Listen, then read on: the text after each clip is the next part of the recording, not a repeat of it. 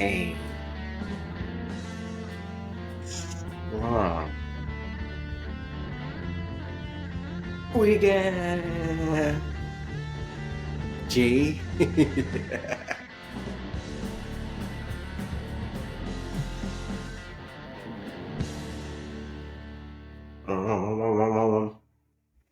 Hello.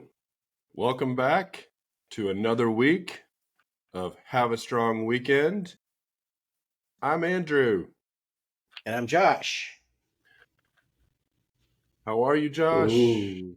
How are Good. you, Josh? Good. Little anecdote here. I have Invisalign braces in now. What? I'm a I can't even see 44-year-old man.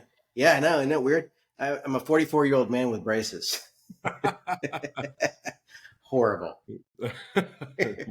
I'm glad you got them. Your teeth were already straight. I don't understand why you need. Yeah, well, my bite was off. This tooth Mm, chipped because the bite was off, and you know how it is. It's like you got to get braces, and then we can fix it. there you go. Yeah, I that's was what they like, do. That's what they okay, do. so that's another bill. Yeah. Well, we are up to letter G on Gee, our journey through the history of television, one exciting letter at a time. one exciting oddball, Kooky, forgotten show at a time. lost and forgotten. That's it. These Yeah. are typically lost or forgotten. Doesn't mean they're bad shows. No, not at all. Doesn't mean Not they're at bad all. shows, but they're Yeah. forgotten. And so last week we of course did Ferris Bueller. This week we are up to the letter G. And G, drum roll please. Golden Palace. And I'm sure Not, anyone watching is going, huh? is that what, Chinese? Like we're getting Chinese food? Yeah. What was that show? Uh, yeah. Yeah. Fun Not stuff, Golden actually. Girls. Not Golden Girls, but Golden Palace, Yeah. which was Spin-off a Golden Girls. spinoff, of Golden Girls, which ran, I think, from like 87 to 92, ran for about 5 or 6 years. Huge monster hit. Of course, Golden Girls starred B. Arthur. I can't say B. Arthur without thinking of a really funny joke. Betty White. Maybe I'll say the joke. I don't know. I don't know. We got to be PG somewhat. Betty Yeah. White, Rue McClanahan, and Estelle Getty. Estelle Getty. Man, those gals really hit it big in their senior years. They really did. Well, B. Arthur, it's funny, like, at the time when Golden Girls came out, I just assumed that what you just said, that these were actors who really got hit their big break later on in their career Yeah. and the sort of the last legs of their career. But as you get older, you realize that all of They had them, more to them. especially B. Arthur, Rue McClanahan, and Betty White, had a Yeah. quite a storied past and had been on several hit shows from the 70s and Yeah. Maud. B. Arthur was Maud. Maud. She was in Maud. that uh, that era of All in the Family and Mm-hmm. Different Strokes and uh, what's the Dynamite? What's that show? Can't. My Uh, memory is like really bad these days. I can't even like shows that I would easily know. Um, I wanted to say What's Happening, but I know that's not right. Um, yeah, I don't even know why I can't remember it because it's so. I know it really. It's with Jimmy Walker. I don't know why I'm yeah, like no, blanking out on gosh, that. I don't know. That's okay. Yell at us. Yeah, There's some yeah. there's some big Jimmy Walker fan that's like That's my throwing his. brain. It's not because it's not a good show, because it is. But Yeah, no, it was a good show. yeah, But yeah, all those shows, and a lot of your um variety shows always had B. Arthur. Betty White's been consistently in that TV zone for a while. Yeah. I remember B. Arthur also from the Star Wars holiday special, which was which came out in 1978. What an odd And choice. yeah. They're doing like It all came the out. Star Wars stuff, and she says it up. She's like, He's like, yeah, I'll do okay. that. What's even crazier is that they asked her those variety shows from the 70s. I don't know what was happening. I think too many people were on too many different drugs, and I don't get it. I mean, they're really painful to watch now. I guess they were popular, but yeah, B. Arthur played Yeah. she played a bartender in the monster in the alien cantina, and they sing a song. It's really weird. Yeah. But Weird it, stuff. Estelle weird Getty. stuff. Estelle Getty. She really did hit it big at that time. I think because I didn't know her, and I still don't think I know anything that she was truly famous for. Like she hit it big as Sophia, and then she was in like "Stop or My Mom Will Shoot" Are you about with to say Sylvester Stallone. that's part of hitting it big was being in Stopper My Mom Will Shoot? No, that was on the way down. She's like, "Dang it, I almost hit it big." But yeah, I don't think her name was as well known as the other three. Good times. Good times. God, God. how God. what kind of hosts are we? We can't even remember Worst. the names of well-known shows. The That's why absolute worst. we're covering lesser well-known shows. We can like just make stuff up and pretend it's No one's gonna even verify it. They don't no care. yeah. No one's I can hear you. All right. So anyway, Golden Palace was a spinoff of Golden Girls, very successful Golden Girls TV show that was four women retired, living in Miami, going through Getting into all kinds of trouble. And as I've gotten older and I've met more people who are of that age, just because we're all getting older, I've found that retirees in different retirement communities in Florida really do get into the entanglements and the weird situations that the Golden Girls got into. I promise it's I think it's based on a true story, isn't it? it's like Melrose Place for seniors. Like it really does get weird. Gets pretty Sometimes hairy. They eat gets pretty cheesecake hairy. at midnight, just like on the show. Yeah, exactly. Exactly. That's a real thing. That's a real thing. But anyway, so the show ended after a few years, and I think what I've always heard, and again I could be wrong, but what I've always heard is that B. Arthur really wanted the show to, and maybe they all did, but I think mostly B. Arthur was ready to put it aside and move on, and the other ones really wanted to keep working. So they had their big Golden Girls season finale, and then the very next year, they spun off into a show called Golden Palace. Now, the premise of Golden Palace, Josh, it's crazy. It's crazy. I don't know if I'm ready for this. You're not ready. So Sophia, Blanche, played by Rue McClanahan, and of course Rose, played by Betty White, buy or invest in a hotel that is down on its luck. It's reducing its overhead and it's losing money, and so they kind of rat infested. What else would be what else would be wrong with it besides rats? You have rats probably.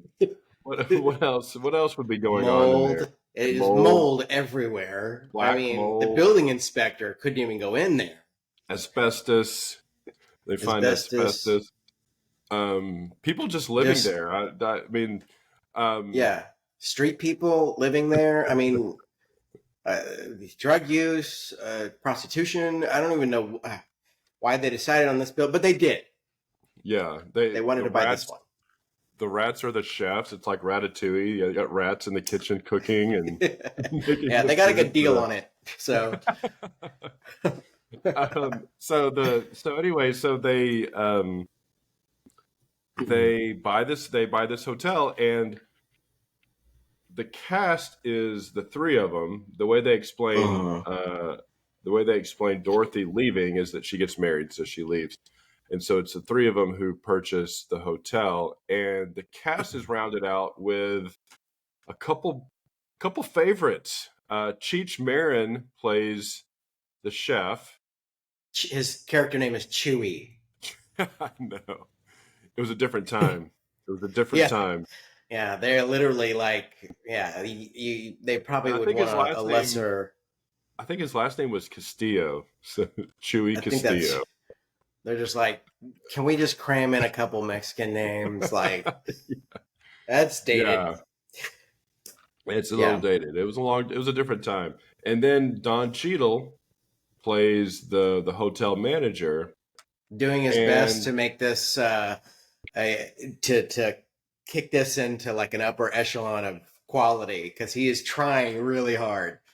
and he almost does. He almost does, yeah. When you Does. watch him, you're like, he's a better actor than the three, Yeah. than everybody else. You can kind of see it, Yeah. And there's one more cast member. Billy L. Sullivan plays. You got to have a kid.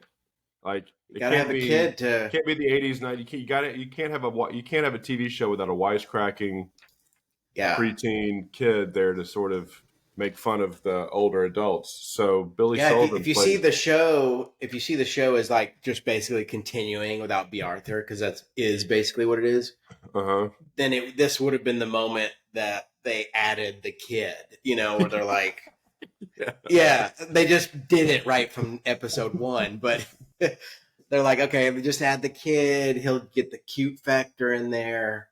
Whatever happened to old Billy L. Sullivan? I don't know what happened to him. I don't know. I didn't research Billy L. Sullivan. Maybe I'll do a quick scan of him while we're talking. But Yeah. he plays a character named Oliver, which is an orphan.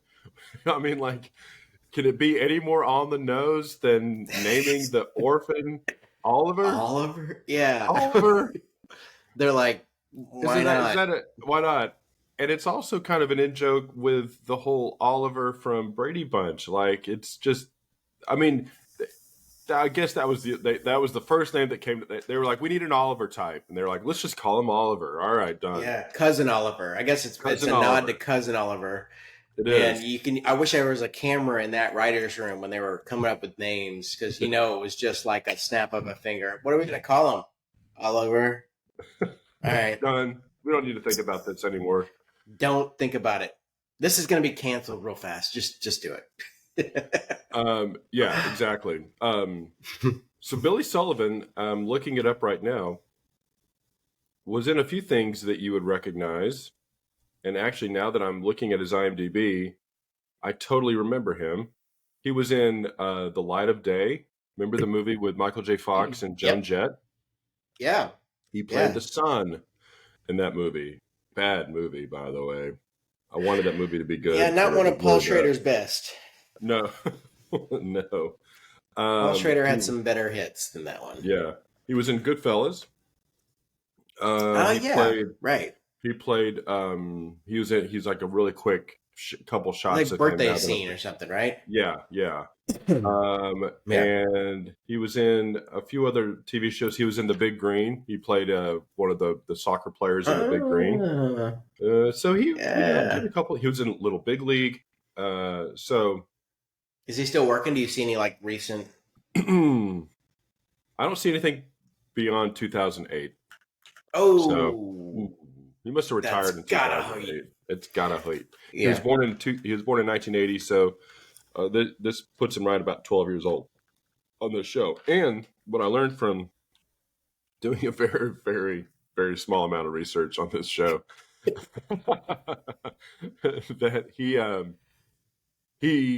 got written out of the show about halfway through the season. Oh man, you get written out of Golden Palace. That's low. And of course, it led me to wonder how on earth, how does he get written out of this show? I didn't care enough about it to go that far into it. I But was like, he was yeah. he was on the first 6 or 7 episodes, and then they wrote him out by saying that his real parents came back and adopted him or took him. They're Not, I like, guess not he's not. adopted, but The audience is not responding to this child. Write him out.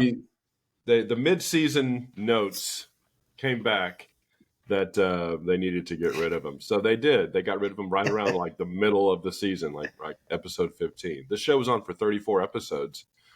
That's And I guess fairly respectable. yeah, I mean it made it one season and was summarily dismissed in May and not renewed for the 1993-94 TV slate, as they said. It's so funny. Summarily dismissed. What a great, yeah. Don't let the door We'll hit you on see the you way later. out, Golden Palace. Goodbye, Golden Palace. Yeah. All right, so we got to talk a little bit about this particular episode, but before we do that, how about we show a clip? Oh yes, please. This is going to be juicy.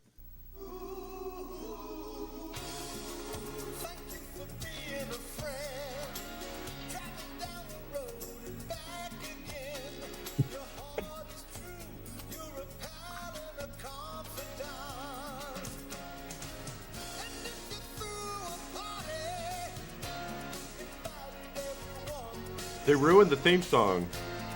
Yeah. It lost the hook. and I, you know why I feel like they lost? You know, that part right there. Yeah. That doesn't work at all. That looks like a dump. No, that looks very Miami, actually. Yeah, I'm not going to stay there. Especially with these old broads running it. All right, let's watch this scene. Okay, I just finished hosing out the dumpster and cleaning up the back alley. Well, thank you, Oliver. I really appreciate your pitching in like that, as long as it doesn't affect your schoolwork. Maybe I'll make you our custodian supervisor. Oh, I get it. Handing out titles instead of raises? Well, I'm not biting.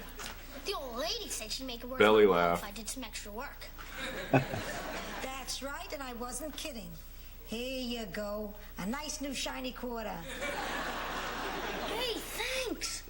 Now I can call the child labor board. $25 later, but from now on, Yeah, why is it there a- before you do any extra chores, we have to watch what we spend. He's Things sassy. are a little slow around here.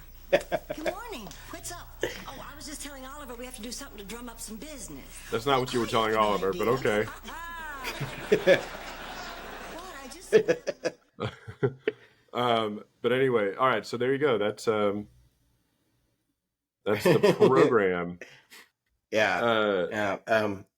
Funny.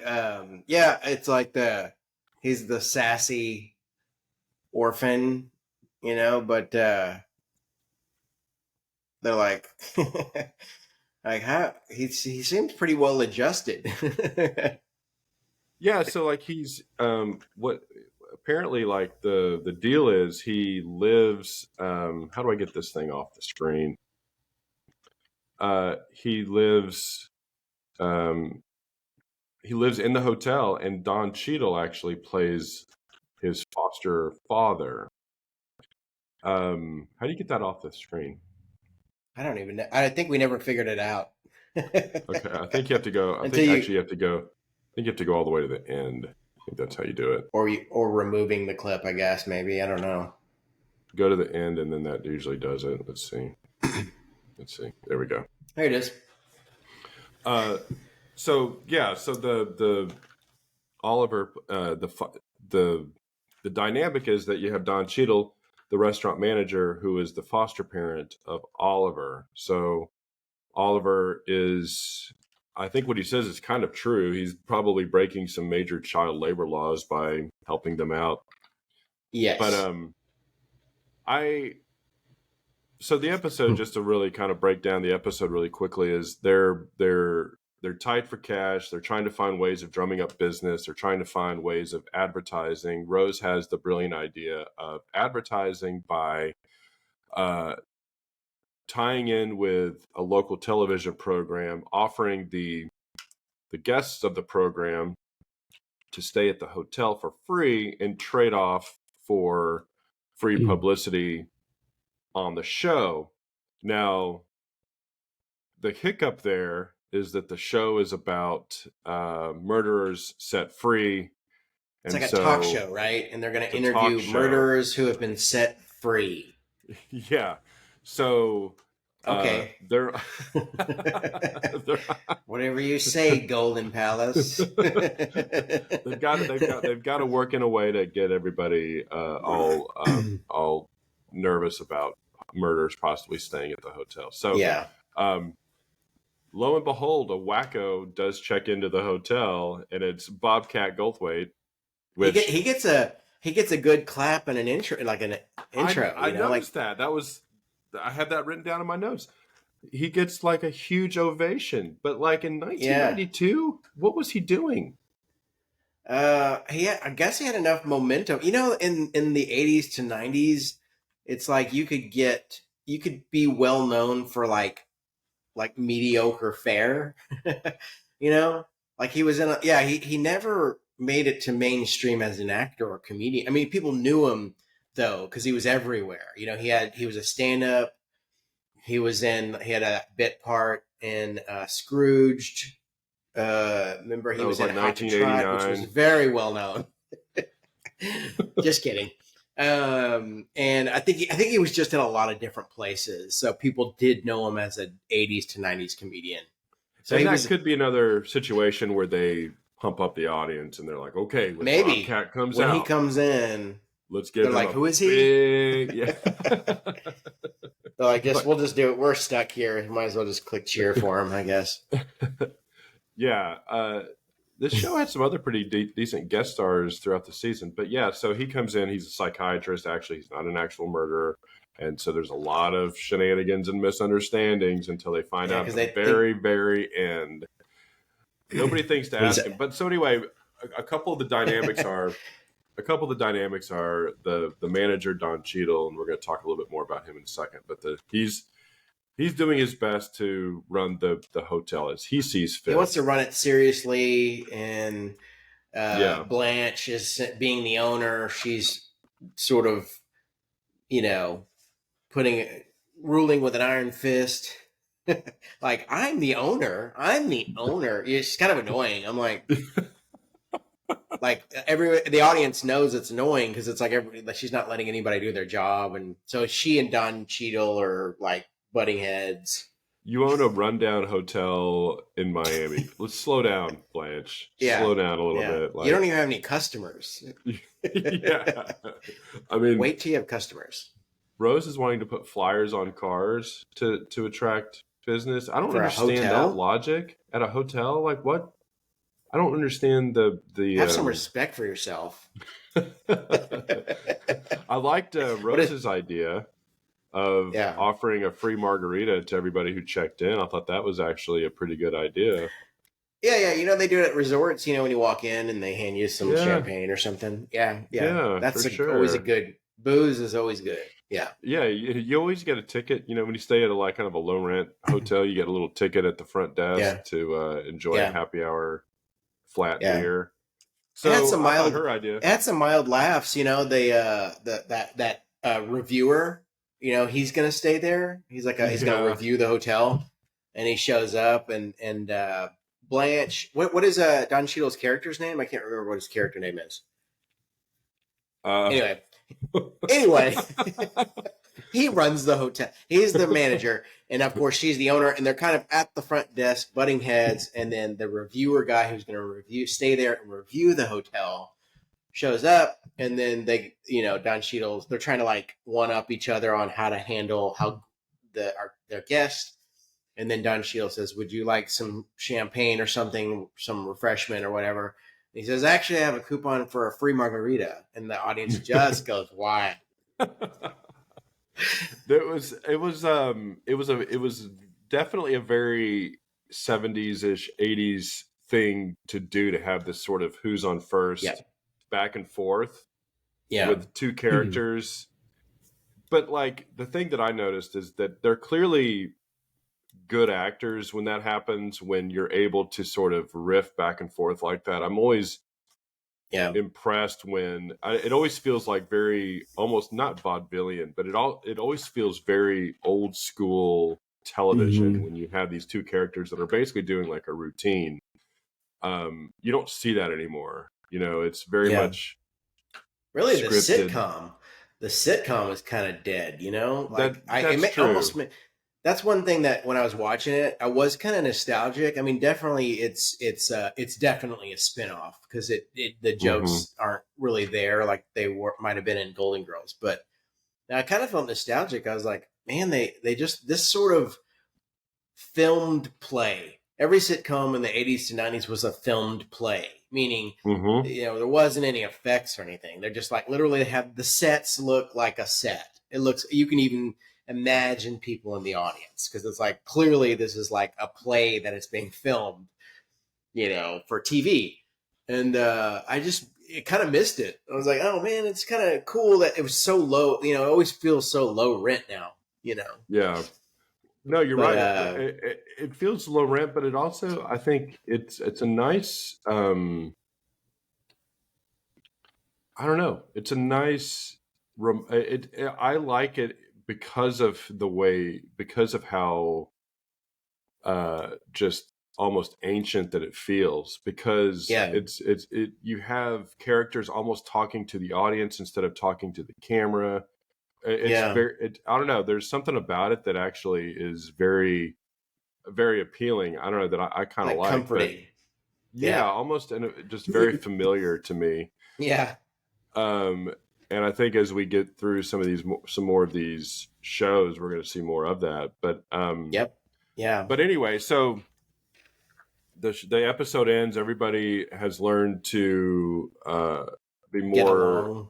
to get along, to be a little bit more compassionate with everybody's different quirks. Um, Rose, I don't think learns much, but She she never never did though. does. She never does. Sophia didn't learn much, but again, she never really does. But and I she's hung over at the end of the episode. Remember? that's right. Hung over Because she on on non-alcoholic margaritas. margaritas. Yeah. Uh, I it almost felt like the show is really tailored around Rue McClanahan, and maybe like she's sort of like before it was Dorothy who was the central Yeah, they had to character, pick even though another even though one. it was ensemble, it was still like, now it feels like Yeah, uh I Rue agree. McClanahan. Yeah, they definitely had to pick a new lead, because B. Arthur was gone. She was the anchor. So, and they're like, well, we're not going to choose Rose or Sophia. They're the comic relief that they jab their jokes and stuff. And Rose is dumb and Sophia is feisty, but they're not like lead characters. So they're just like, only one left is Blanche. Well, it just occurred to me that Blanche kind of plays the straight man as well as Don Cheadle, I guess. They both sort of Yeah, play the straight man that are, I mean, definitely. before it was Dorothy who was really the straight man, but now Yeah, it's Blanche, and and Rose and Sophia are riffing off of her and Don yeah. Cheadle. But okay, so I know we're coming to the end, but I thought was what did you think about Cheech Marin? I went through his IMDb because I was like, what was Cheech up to in 1992? And he's got a very interesting IMDb. It feels like he sort of comes and goes throughout pop culture. But if He you look at his does. IMDb, he's pretty steady. Like he works. He had, and I'm not talking about just like one-off type shows. Like he voiced some cartoon characters in some pretty big movies in the early 90s, right around the time of this. He of course does Nash Bridges, and then he's in Tin Cup in the later 90s, and then of course he's in Desperado, and he's in From Yeah, Dusk Till Dawn.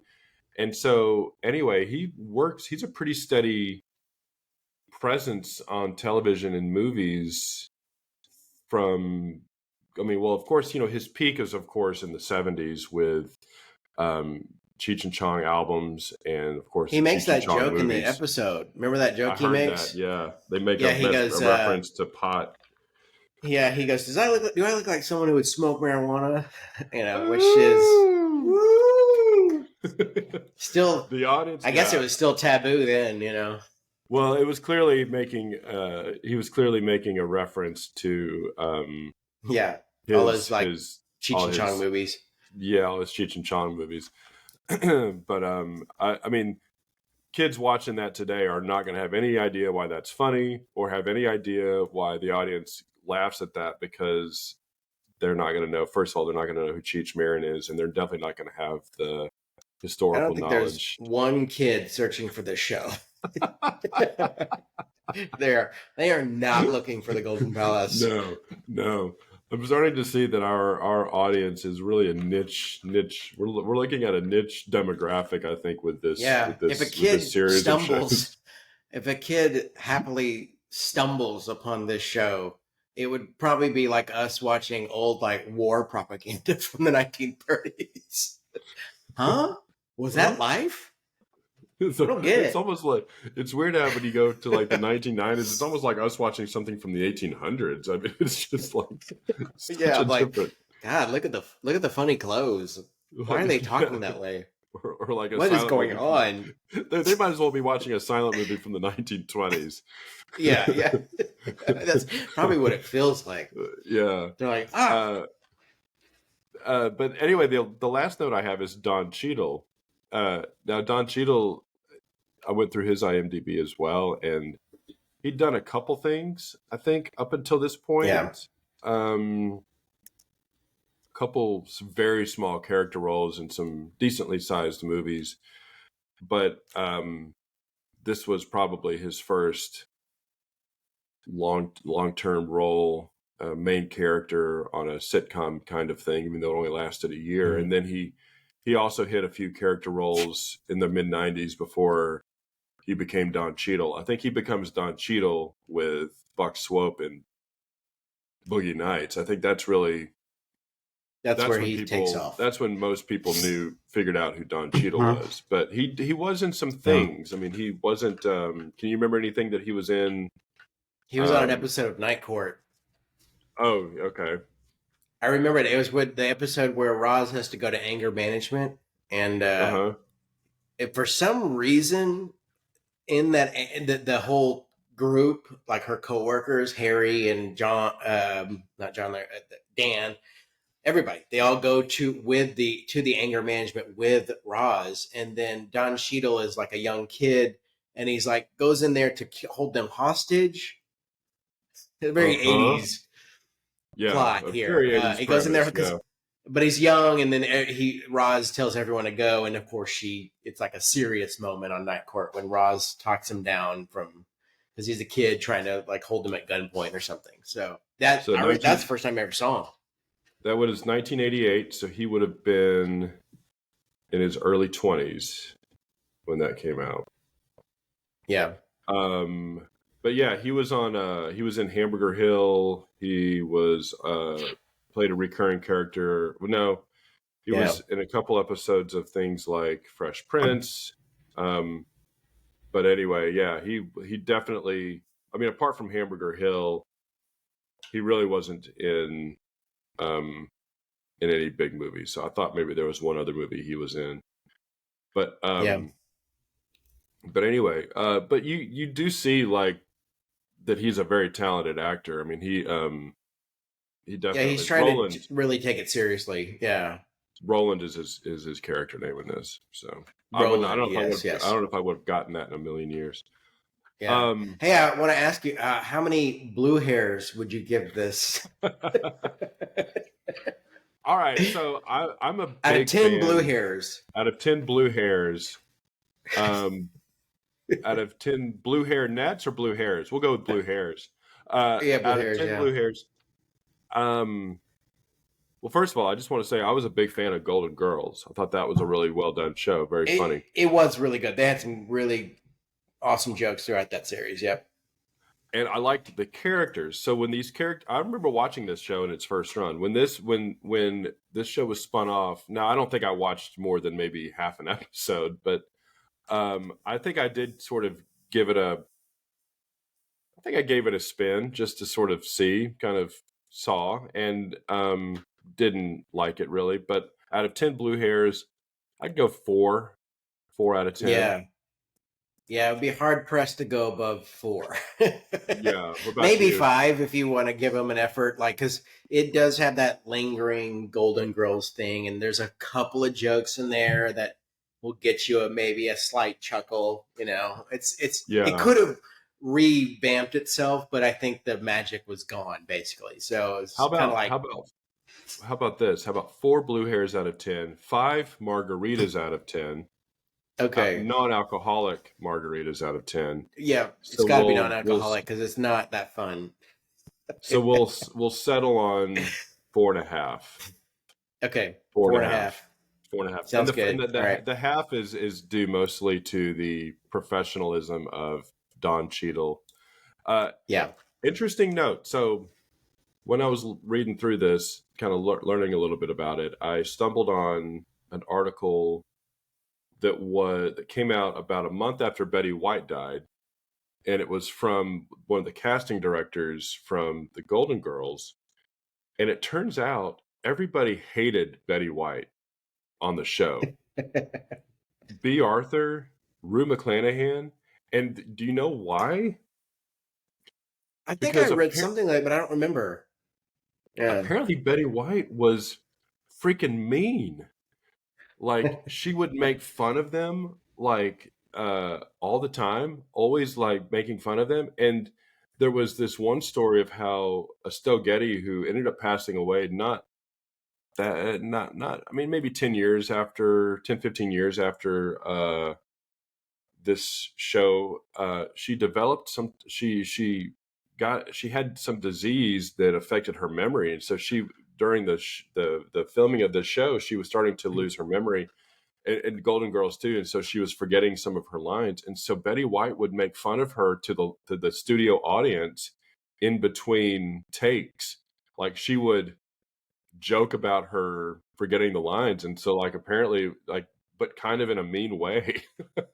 So they apparently they all hated her. Now I don't know if all that's true, but that's what I think I read that's the something like story. that too. It'd be interesting to know if that was really the case. Yeah. Yeah, because I Yeah. always thought that Betty White seemed pretty nice, but apparently everybody hated her. Well, I Um, guess she was lovable up until the end as far as the nation goes. yeah, but of But course, we didn't. None of us had to work with her. coworkers, we didn't have to Yeah, work with her. Yeah, we just got to see her in some show. right. Well, I have nothing else. If you don't Yep, either, that was great. That was really fun down Golden Palace memory lane. yeah, that was pretty good. Well, thank you for being a friend. Thank you for being a friend. And thank you for watching the Golden Golden Palace. Thank you for watching. Have a strong weekend. We'll go with that. How about that? If you want, if you want to follow us on any social media, you can. You can go to Have a Strong Weekend. We're on Instagram. You can go to our Facebook Listeners Society, which is Josh and Drew's Cocktails and Dreams, where we have an open Facebook chat where you can leave comments, and of course, you can leave comments down below on our YouTube page. Have a strong weekend. So subscribe. Why don't you? And we will see you next time.